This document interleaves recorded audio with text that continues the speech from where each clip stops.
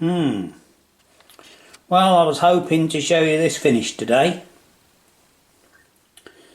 but got the crank done, look.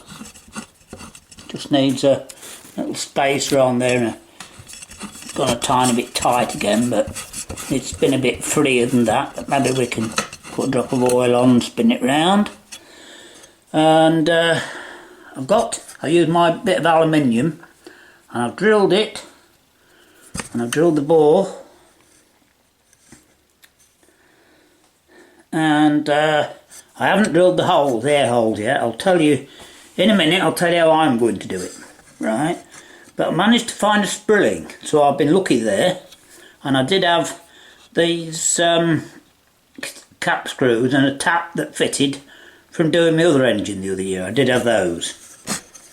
However, what's let me down? The usual thing, gluing. Right, I showed you gluing these pieces together yesterday, didn't I? Well, they appear to have stuck alright, and when I cut through, I don't know if you can see, nearly can't see the joint, so I was quite impressed with that actually. Until, of course, I started to do it. I sawed a bit off. That went alright. Let's see here. By the way, can you see the mess? Right. So, it's all lathered up now. But these two were stuck together like that. And I started to drill it, and of course it split.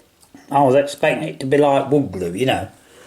So, what have I done with that? I've just had it. So this expensive Loctite 60 seconds all-purpose glue doesn't. That's the bottom line. Sorry about that, but that's the... Also, I've made a little piston. Now, I'll tell you something else in a moment about this. And I made the bit to go on there by cutting a bit of that hard plastic out off there. That's worked alright, and that's stuck on there. Anyway, this 60-second glue, I did another bit of looking away. I've got a piece of wire up there, 8th wire-ish. And so I did manage to do that and cut it off the right length. Filled that with glue, stuck it down, left it half an hour, come back, just put it together. Of course, hadn't stuck. So I'll leave it overnight and see, but, you know, I don't hold any promises. Anyway, there's, it's a shame this didn't work, actually, this, because, I don't know, is it that side? Yeah, that side. Because I've marked it out. It's got a little bit of oil on it now. Just a sec, let's wipe that off. Because that was very flat and a good fit. Right? And it would have worked. So, in a way, that's a shame. So, what's the problems? What have we learnt? Well, I'll tell you what we've learnt. Okay, you can make one of these without a full machine shop. You can make one and make it run without a full machine shop. But I'll tell you what, without a supply of offcuts, of a good stock of offcuts, and without a full range of drills of nearly every size in the world, well, you're going to struggle. I'll tell you now, because I tried to make do with this, and I found a small screw to go in there, and what I did, I just drilled the hole and ground the end of the screw and screwed it in till it went absolutely tight, and then cut it off. You know, hacksawed it off. So that'll need a little spacer on there, of course. But I mean, that does work. but I don't know if you can see on here. I wonder if no, I can't show it light, can I? But if I got a torch, you know, behind it, I think you'll see that there's a gap in there, and that is going to leak. Right, it is. I've gone, you know, where the air hole is, it's down a little bit. Anyway, what I will do, the reason I've not drilled the air holes yet, did I show you this piece of rod that I got a long while ago? You see, I've got that with a small hole in. I think it's 3/16, not 1/8. But I think that'll do. But now this gluing business, I was hoping just to glue a piece in, you see. So what I'm going to do is different to anyone else. Now, it's important that the inlet holes line up, right? And of course, I was hoping to show you this with it assembled, but of course, with the gluing let me down, I can't. So you do it, you know, with it at 90 degrees, like that, not vertical. So that'll be like that. And it doesn't matter which one you have for inlet, I'll use that one, because it's closer to here and handier, that's all. So you turn that way round, and that should just about line up. Now, to get these holes, they do need to line up. You know, it's quite important that you have a very small hole that lines up for the air to go in. So what I'm going to do, I haven't drilled the block because, of course, as long as you drill into the cylinder, that's all you've got to do. It doesn't matter where, as long as you don't drill below the piston, you know. And I can't take it out the vise to show you, but the piston comes, well, 1/2 inch, right, up. But it needs to be above that, obviously, needs to be near the top. So you've got 1/2 inch, inch and a quarter up from the bottom it comes. So you've got to be above that, right? So what I'm going to do, I'm going to mark where I want the hole. Now, if for any instance that you haven't drilled the bore deep enough, because I have got a little bit left, you know, you can always drill it a bit deeper, can't you? And it has to be near the middle, it doesn't have to be spot on the middle. So what I'm going to do is mark the middle, and you can see if it's in the middle, you know. So I mark the middle and mark down, because I can, obviously, you know where that comes, and just get a drill. That's the one that I used to bore it, actually. Now it comes to there, so that comes to there, you see. But of course you've got a little bit more. I've moved it, it comes to there, and you've a little bit more because of course it's like that, so I should have put it in that way, of course. Now, so that goes in up to there, you see. Now I can drill very slightly deeper if I want.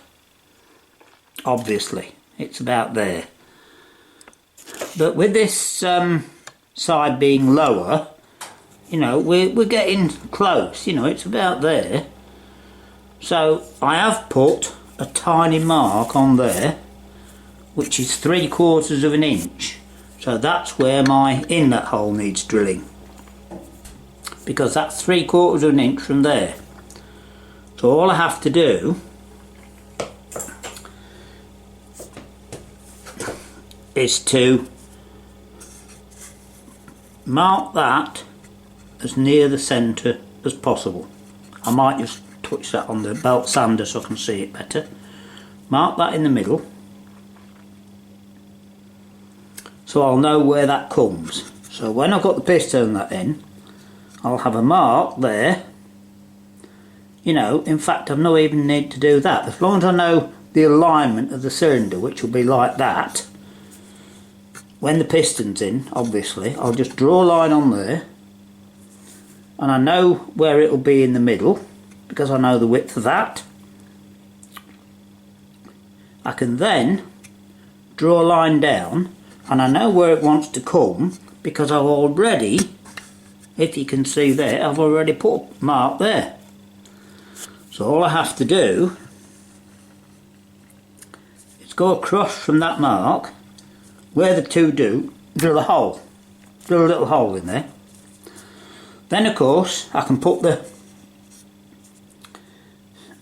cylinder in place with the piston, everything in where it's going to be, and using that to align it, I can drill through to mark the piston. Then of course it's a simple job because the hole will definitely line up. It removes the room for error. If you mark out, there's always room for error. If you drill straight through two pieces, they line up. Now of course the exhaust one you can do the same way, but remember, using that bit larger pipe anyway, I've got to cut a small piece off, and it's going to have to be glued in here unless I can find a drill that it doesn't quite go in. You know, I want to make it as tight a fit as possible, obviously. So again, lack of stock, you know, lack of drills, every size drill, it's difficult. And well, so what we learnt? Well, I'll tell you what we've learnt. I've got 50 odd years engineering experience and I'm struggling, you know. So any young lads that think they can just get a few bits and put it together, well, I'm afraid they're going to be disappointed because it's not that simple. Unless of course they've got access to somebody, a good machine shop with with a very good, you know, selection of offcuts that they can use, and an accurate drill press, because mine isn't. Now what I did, and I can't show you the block because I haven't got, oh well, I could with that one, but anyway, you get the idea. Right, what I did, holding, well, my aluminium one, it spun sideways, so I held it in the vise like that, and then putting the drill to the side, I just got a straight edge,